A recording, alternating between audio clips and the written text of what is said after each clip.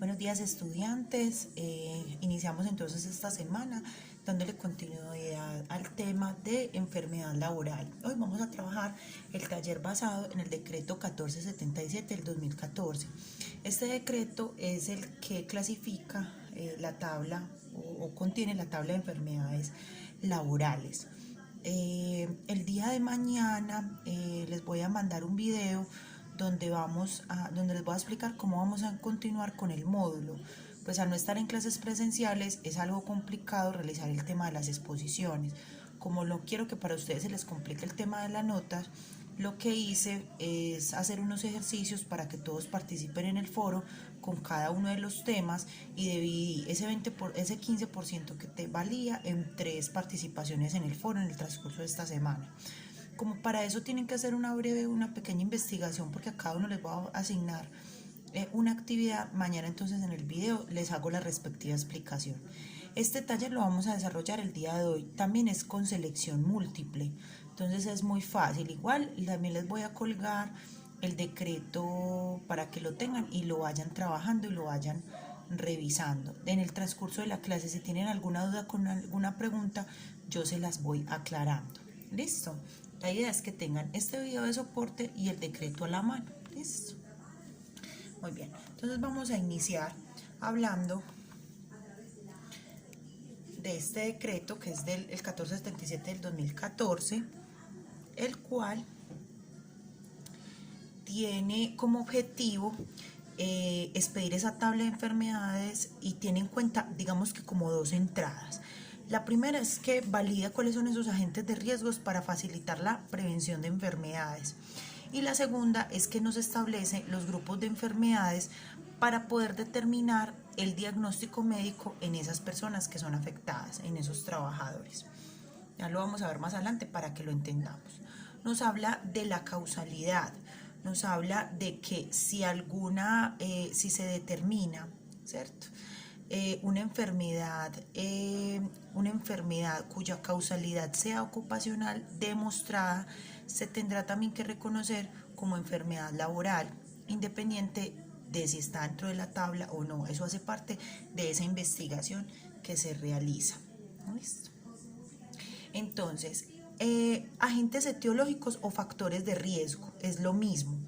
Nos habla de los factores de riesgo ocupacionales a tener en cuenta para la prevención de enfermedades laborales. ¿Listo? ¿Cuáles son esos factores de riesgo o agentes etiológicos? Son los agentes químicos. Él menciona las ocupaciones y sectores más representativos en los cuales los trabajadores se exponen por utilizar materiales en minas, canteras, preparación de pieles y en general en la industria química y farmacéutica, que ocasionan aproximadamente 250 enfermedades catalogadas. Nos habla de los agentes físicos que donde se encuentran relacionadas aquellas actividades con el ruido, las vibraciones, las vibraciones transmitidas en las extremidades superiores por maquinarias y herramientas, los trabajos a la intemperie que exponen a las radiaciones ionizantes y ópticas, ultravioletas, infrarroja y láser, temperaturas externas de calor y frío, y fueron clasificadas 67 patologías. Está el agente biológico, que aplica mucho para ahora todo el tema del personal de la salud. Se desencadenan de los microorganismos, virus y hongos que ocasionan 20 enfermedades como el tétano, la tuberculosis, el dengue, la fiebre amarilla, las hepatitis virales, la dermatosis, la rinitis alérgica y el asma. Están los agentes psicosociales, que es ese esfuerzo físico que demanda la ocupación en jornadas laborales extenuantes, movimientos repetitivos y posiciones forzadas que ocasionan 25 padecimientos como trastornos de pánico, ansiedad, estrés, úlcera y gastritis crónica. Están los agentes ergonómicos, que son producto de posiciones forzadas o vibraciones. Se catalogaron 63 enfermedades que afectan los tejidos blandos, lesiones de hombro, tendinitis, síndrome del manguito rotador, trastornos de disco cervical y lumbar, entre otros. Esa es la primera sección. ¿Listo? Nos clasifican los agentes etiológicos. Ahora, en la sección 2 del decreto, nos habla de esos grupos de enfermedades para determinar el diagnóstico médico. Yo lo que voy a hacer es mostrarles, son 15 grupos de enfermedades. Lo que voy a hacer es mostrarles las diapositivas con cada uno de los grupos, y van a tener las causas y las ocupaciones más relevantes dentro de ese grupo de enfermedades. Como ejemplos, la idea es que para realizar el taller igual se apoyen en el decreto como tal. ¿Listo? Entonces, también nos habla de que esas enfermedades laborales directas, ¿cierto? Las clasifica, no requieren de examen previo para que las ARL asuman el pago de las prestaciones del perjudicado. Es decir, si a usted le diagnosticaron una de las enfermedades que está en la tabla, ya la ARL directamente entra a hacer el pago. Entre ellas se encuentran la asbestosis, que es una enfermedad pulmonar que ocurre por la inhalación de fibras de asbesto, ya lo habíamos hablado. Nos habla de los factores de riesgo. Está la silicosis, que son enfermedades pulmonares causadas por inhalar polvo de sílice. También nos habla del factor de riesgo y de las ocupaciones o algunas industrias en las cuales aplica. Ahí se las dejo como ejemplo. Está la neumoconiosis del minero del carbón, que es la enfermedad pulmonar que resulta de la inhalación del polvo de carbón mineral o grafito durante un periodo prolongado. ¿Listo? Y está la mesotelioma maligno por exposición a asbesto. Esas son como las enfermedades, las 5 catalogadas de esta manera. En la parte B también entonces ya vienen las enfermedades clasificadas por grupos o categorías. En el grupo 1 están las enfermedades infecciosas y parasitarias, ¿sí? En algunas ocupaciones que se dan, entonces está el personal de laboratorios, centros de diálisis y veterinarios, personal de la salud que pueda llegar a trabajar con este tipo de infecciones o de virus, ¿listo? O de parásitos. En el grupo 2 está el cáncer de origen laboral, y ahí está, como les digo, está la enfermedad y están algunas de las ocupaciones que pueden estar. No me voy a centrar mucho en nombrárselas, porque la idea simplemente es que conozcamos, hagamos un repaso rápido por los 16 grupos y ya ustedes entren a hacer el taller. En el grupo 3 están las enfermedades no malignas del sistema hematopoyético, que es lo que tiene que ver con la anemia hemolítica y los síndromes mielodisplásicos. Nos habla de cuál es el factor de riesgo, benceno, radiaciones ionizantes, y nos habla de las ocupaciones. Esto les puede servir de guía para realizar algunas de las preguntas del taller.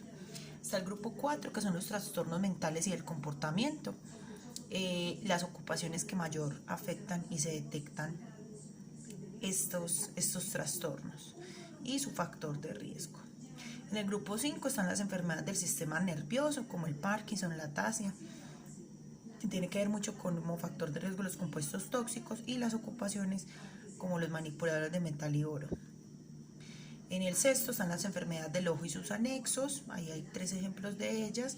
Están los factores de riesgo como el arsénico y sus compuestos y algunas de las ocupaciones donde se ven estas afectaciones. En el grupo 7, las enfermedades del oído y problemas de fonación. El factor de riesgo mayor es lo que tiene que ver con cambios repentinos barométricos. Esto tiene que ver con la presión atmosférica, cambios de alturas o temperaturas extremas. Por eso las ocupaciones más relevantes son los pilotos, personal del vuelo, investigadores. El grupo 8 están las enfermedades del sistema cardiovascular y cerebrovascular. Ahí aparecen entonces los factores de riesgo, que son las condiciones del medio ambiente, y las ocupaciones pueden ser cualquier actividad económica. En el grupo 9 están las enfermedades del sistema respiratorio, como la faringitis, la laringotraqueitis. Habla de algunas ocupaciones como la elaboración y uso de plaguicidas, trabajadores expuestos al refinado de petróleo, incluso los docentes también podemos estar expuestos por el tema del uso prolongado de la voz. Enfermedades del sistema digestivo del hígado. En el 11 están las enfermedades de la piel y tejido subcutáneo, como la dermatitis y la urticaria. Ahí aparecen entonces los factores de riesgo y las ocupaciones, algunos ejemplos. Está el grupo 12, enfermedades del sistema musculoesquelético y tejido conjuntivo. Aplica mucho para las personas en las oficinas y construcciones. Está el grupo 13, que es enfermedad del sistema genitourinario.